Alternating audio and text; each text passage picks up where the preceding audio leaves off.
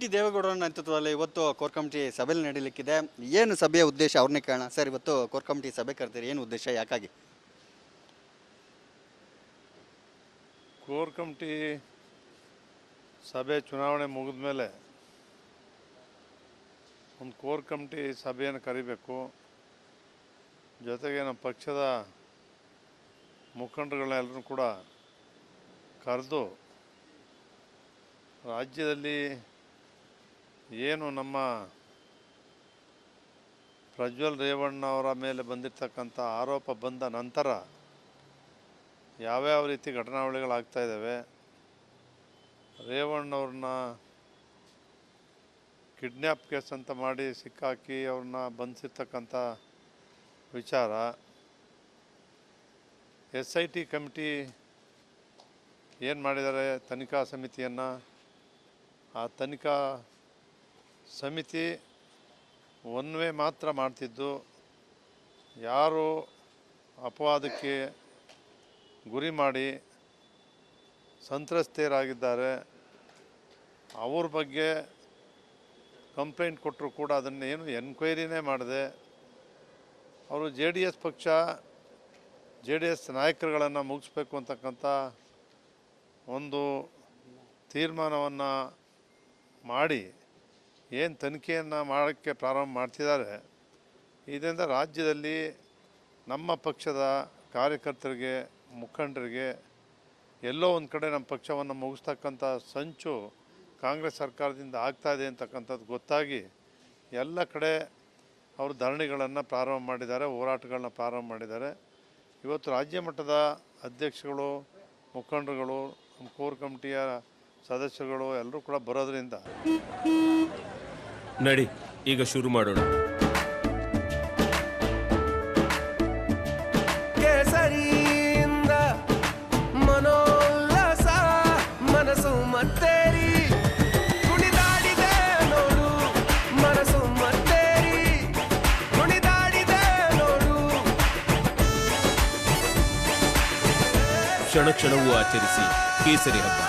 ವಿಮಲ್ ಬಾಯಲ್ಲಿ ಹೇಳಿ ಕೇಸರಿ. ಅಧ್ಯಕ್ಷಗಳು, ಮುಖಂಡರುಗಳು, ನಮ್ಮ ಕೋರ್ ಕಮಿಟಿಯ ಸದಸ್ಯರುಗಳು ಎಲ್ಲರೂ ಕೂಡ ಬರೋದ್ರಿಂದ ನಾವು ಇವತ್ತು ಏನು ಮಾಡಬೇಕು ಅಂತ ಹೇಳಿ ತೀರ್ಮಾನ ಮಾಡಿ ರಾಜ್ಯಪಾಲರ ಮೂಲಕ ನಾವು ಈ CBI ತನಿಖೆಯನ್ನು, ಈ SIT ತನಿಖೆಯಿಂದ ನಮಗೆ ನ್ಯಾಯ ಸಿಗೋದಿಲ್ಲ. ಅದರಿಂದ ಇದು ತಮಿಳುನಾಡು ಚೆನ್ನೈನಲ್ಲಿ ಇವ್ರಿಗೆ ಒಂದು ಕಂಪ್ನಿಯಿಂದ 3 ಕೋಟಿ ರೂಪಾಯಿ ಕೊಟ್ಟು ಪರ್ಚೇಸ್ ಮಾಡಿದ್ದಾರೆ ಅಂತಕ್ಕಂಥದ್ದು, ಮಲೇಷಿಯಾದಲ್ಲಿ ಅಲ್ಲಿ ಹೋಗಿ ಲ್ಯಾಬಲ್ಲಿ ಪ್ರಿಂಟ್ ಮಾಡಿಸಿದ್ದಾರೆ ಅಂತಕ್ಕಂಥ ಸುಳಿವುಗಳು ಬರ್ತಾಯಿದ್ದಾವೆ. ಇದೆಲ್ಲವನ್ನು ಕೂಲಂಕುಷವಾಗಿ ತನಿಖೆ ಮಾಡ್ತಕ್ಕಂಥ ಅಧಿಕಾರ ನಮ್ಮ SIT ತನಿಖೆ ಮಾಡ್ತಕ್ಕಂಥ ಅಧಿಕಾರಿಗಳಿಗಿಲ್ಲ. ಅದರಿಂದ CBI ತನಿಖೆಗೆ ಇದನ್ನು ಒಪ್ಪಿಸ್ಬೇಕು ಅಂತಕ್ಕಂಥ ಹೋರಾಟಕ್ಕೋಸ್ಕರ ನಮ್ಮೆಲ್ಲ ಪದಾಧಿಕಾರಿಗಳು, ಅಧ್ಯಕ್ಷಗಳು, ನಮ್ಮ ನಾಯಕರುಗಳ ಸಭೆಯನ್ನು ಕರೆದಿದ್ದೇವೆ. ಎಷ್ಟೊತ್ತಿಗೆ ರಾಜ್ಯಪಾಲರನ್ನು ಭೇಟಿ ಆಗ್ತೀರಾ? ಪ್ರತಿಭಟನೆ ಮಾಡ್ಕೊಂಡು ಹೋಗ್ತೀರಾ? ಹೇಗೆ ಪ್ಲಾನ್ ಮಾಡಿದ್ದೀವಿ? ಮೇಲೆ ತೀರ್ಮಾನ ಮಾಡ್ತೀವಿ. ನಮ್ಮ ನಾಯಕರು ಬಂದ ಮೇಲೆ ತೀರ್ಮಾನ ಮಾಡ್ತೀವಿ. ಕಾಂಗ್ರೆಸ್ ಅವರು ಆರೋಪ ಮಾಡ್ತಾ ಇರುವಂಥದ್ದು ಪ್ರಜ್ವಲ್ ಇನ್ನೂ ಪತ್ತೆ ಆಗಿಲ್ಲ, ಯಾಕೆ JDS ನಾಯಕರಿಗೆ ಸಿಗ್ತಾ ಇಲ್ವಾ? ಒಬ್ಬರು ಸಂಸದರು, ಇಡೀ ಸಂಸದರು ಕ್ಷೇತ್ರ ನೋಡ್ಕೊಬೇಕು, ಅವ್ರು ಸಿಗ್ತಾ ಇಲ್ಲ, ತಲೆ ಮರೆಸ್ಕೊಂಡಿದ್ದಾರೆ, ಬೇಗ ಬರಲಿ ಅನ್ನೋ ಒಂದು ಆರೋಪ ಮಾಡ್ತಾ ಇದ್ದಾರೆ. ತಪ್ಪು ಮಾಡ್ತಕ್ಕಂಥ ವ್ಯಕ್ತಿ ಯಾರ ಕೈಯೂ ಕೂಡ ಸಿಗೋದಿಲ್ಲ, ಅವ್ರ ಮನೆಗೆ ಸಿಗೋದಿಲ್ಲ. ಅದು ಸಿಗ್ತಕ್ಕಂಥದ್ದು ಯಾರಿಗೆ ಅಂತ ಹೇಳಿದ್ರೆ ಇವತ್ತು ಎಲ್ಲ ಕಡೆ ರೆಡ್ ಕಾರ್ಡ್ ಹೊಡಿಸಿ ಏನು ಮಾಡ್ತಾಯಿದ್ದಾರೆ ಸರ್ಕಾರ, ಅವರಿಂದ ಯಾರನ್ನೇ ಬೇಕಾದರೂ ಕರೆತರ್ತಕ್ಕಂಥ ಅವಕಾಶಗಳು ಇರೋದ್ರಿಂದ ಅವರ ಕೆಲಸವನ್ನು ಮಾಡ್ತಾಯಿದ್ದಾರೆ. ಮಾಡಲಿ ಅಂತೇಳಿ ನಾವು ಸ್ವಾಗತವನ್ನು ಮಾಡಿದ್ದೇವಲ್ಲ. ಈಗ ದೇವರಾಜೇಗೌಡರು ಆರೋಪ ಮಾಡ್ತಾ ಇದ್ದಾರೆ ಪೆನ್ಡ್ರೈವ್ ಪ್ರಕರಣದಲ್ಲಿ ಯಾರೆಲ್ಲ ಇದ್ದಾರೆ ಅಂತ. ಈಗ ನಿಮ್ಮ ನಿಲುವೇನು? CBI ಕೊಟ್ಟರೆ ಪ್ರಕರಣ ಸರಿಯಾಗಿ ನಡೀತೆ ಅನ್ನೋ ವಿಶ್ವಾಸ ಇದೆಯಾ ನಿಮಗೆ? CBIಯಿಂದನೇ ತನಿಖೆ ನಡೆದಾಗಲೇ ಯಾವ್ಯಾವ ರಾಷ್ಟ್ರದಲ್ಲಿ, ಯಾವ್ಯಾವ ರಾಜ್ಯದಲ್ಲಿ ಇದು ಅಂತಾರಾಷ್ಟ್ರೀಯ ಜಾಲ ಏನಾಗಿದೆ ಇದು ಅದೆಲ್ಲವೂ ಕೂಡ ಗೊತ್ತಾಗಬೇಕು ಅಂತ ಹೇಳಿದ್ರೆ CBIಯಿಂದ ಮಾತ್ರ ಸಾಧ್ಯ. ನಮ್ಮ ಕರ್ನಾಟಕದ ಅಧಿಕಾರಿಗಳು ಹೋಗಿ ಚೆನ್ನೈಗಾಗಲಿ ಮಲೇಷಿಯಾಕ್ಕೆ ಹೋಗಲಿ ಮಾಡಲಿಕ್ಕೆ ಆಗೋದಿಲ್ಲ. ಅದರಿಂದ CBI ಕೊಡಬೇಕು ಅಂತಕ್ಕಂಥ ನಮ್ಮ ಒತ್ತಾಯ. ಈಗ ಈ ಪ್ರಕರಣ ರಾಜಕೀಯ ತಿರುವು ಪಡೆದಿದೆ ಅಂತ ಚರ್ಚೆ ಆಗ್ತಾ ಇದೆ. ಇಲ್ಲಿ ಸಮುದಾಯವನ್ನು ಹೇಳ್ತಾ ಇದ್ದಾರೆ, ಸಮುದಾಯದ ನಾಯಕತ್ವಕ್ಕಾಗಿ ಈ ಜಟಾಪಟಿಯನ್ನು ಚರ್ಚೆ ನಡೀತಾ ಇದೆ. ಆ ಬಗ್ಗೆ ನೀವೇನು ಹೇಳ್ತೀರಿ? ಸಮುದಾಯದ ನಾಯಕತ್ವ ಪ್ರಶ್ನೆ ಬರೋದಿಲ್ಲ. ನಮಗೆ ಅವ್ರೇನು ಬಾಯಲ್ಲಿ ಹೇಳ್ತಿದ್ದಾರೆ, ಮಹಿಳೆಯರಿಗೆ ಸಂತ್ರಸ್ತೆಯರಿಗೆ ನಾವು ನ್ಯಾಯ ಕೊಡಬೇಕು, ರಕ್ಷಣೆ ಕೊಡಬೇಕು, ಅದೆಲ್ಲ ಮಾಡಿರ್ತಕ್ಕಂಥದ್ದು ಬೀದಿಯ ಪಾಲ್ ಮಾಡಿರ್ತಕ್ಕಂಥವ್ರು, ಪೆನ್ ಡ್ರೈವನ್ನು ವಿತರಣೆ ಮಾಡಿರ್ತಕ್ಕಂಥವ್ರು, ಪ್ರಿಂಟ್ ಮಾಡಿಸಿರ್ತಕ್ಕಂಥವ್ರು, ಕಾರ್ತಿಕನ್ನೇ ನೀವು ಹೊರಗಿಟ್ಟು ಅವನ್ನ ಬಂಧಿಸ್ತೆ, ಅವನೇ ಹಂಚಿದ್ದಾನೆ ಅಂತೇಳಿ ನಿಮ್ಮ ಹತ್ರ ಬಂದು ಹೇಳಿದ್ದಾನೆ, ಡಿ ಕೆ ಶಿವಕುಮಾರ್ ಹತ್ರ ಬಂದಿದ್ದಾನೆ, ದೇವರಾಜ ಅವ್ರ ಹತ್ರ ಹೋಗಿದ್ದಾನೆ, ಕಾರ್ತಿಕ್ ಅಂತ ಗೊತ್ತಾದ ಮೇಲೆ ಅವನ್ನ ಹಿಡಿದು ನೀವು ಬಂಧಿಸಿ ತನಿಖೆನೇ ಮಾಡದೆ ಈ ರೀತಿ ಮಾಡ್ತಾ ಇರಬೇಕಾದ್ರೆ ಇದೇನು ಜನಕ್ಕೆ ಗೊತ್ತಾಗಲ್ವೇ?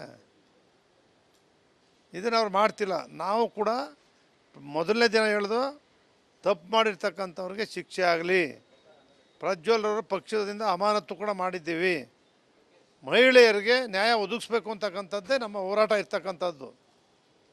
ಈಗ ಕಾಂಗ್ರೆಸ್ಸರ ಆರೋಪ ಏನು ಅಂದರೆ ಕೇವಲ ಪೆನ್ ಡ್ರೈವ್ ಲೀಕ್ ಆಗಿರೋದ್ರ ಬಗ್ಗೆ ಇವರು ಹೋರಾಟ ಮಾಡ್ತಾರೆ, ಅಷ್ಟು ಮಹಿಳೆಯರಿಗೆ ಅನ್ಯಾಯ ಆಗಿದೆಯಲ್ಲ, ವಿಡಿಯೋ ಮಾಡಿದ್ಯಾರು, ಅದ್ರ ಬಗ್ಗೆ ಏನಾದರೂ ಹೋರಾಟ ಮಾಡಿದ್ರ ಇವರು BJP JDS ಅವರು ಅಂತ ಅವರು ಆರೋಪ.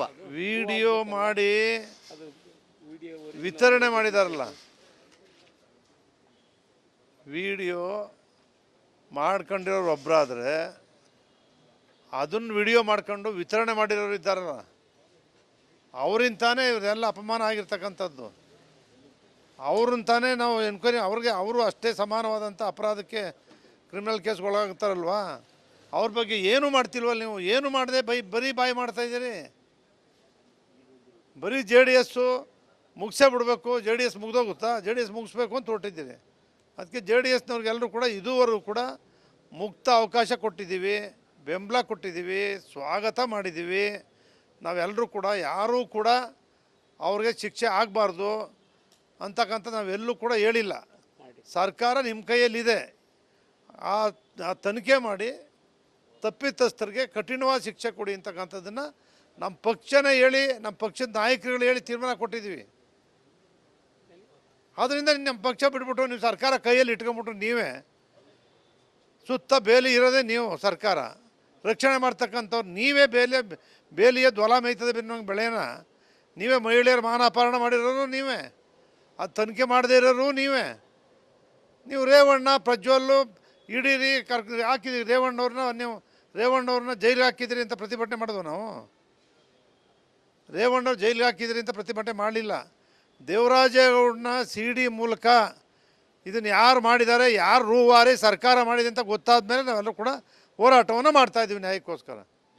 ಸರ್ಕಾರ ಅಂದರೆ ಯಾರು ಮಾಡಿದ್ದಾರೆ ನೇರವಾಗಿ ಹೆಸರು ಹೇಳಿ. ಮುಖ್ಯಮಂತ್ರಿ ಉಪಮುಖ್ಯಮಂತ್ರಿಗಳೇ ಪ್ರತಿದಿನ SIT ತನಿಖಾ ಸಮಿತಿ ಮಾಡಿಬಿಟ್ಟು ಇದು ನಾಳೆ ಈ ರೀತಿ ಇಂಥವ್ರಿಗೆ FIR ಹಾಕಿ ಇಂಥವ್ರು ನಾಳೆ ಸಿಗ್ತಾ ಇದ್ದಾರೆ ಅಂತ ತನಿಖಾಧಿಕಾರಿ ತನಿಖೆ ಕೊಟ್ಬಿಟ್ಟು ಅದು ಎಷ್ಟು ಸೀಕ್ರೆಟಾಗಿ ತನಿಖೆಯಾಗಿ ವರದಿ ಬರಬೇಕು ಈಚೆಗೆ, ಅದನ್ನು ಇವರೇ ಹೇಳ್ತಾ ಇದ್ದಾರೆ.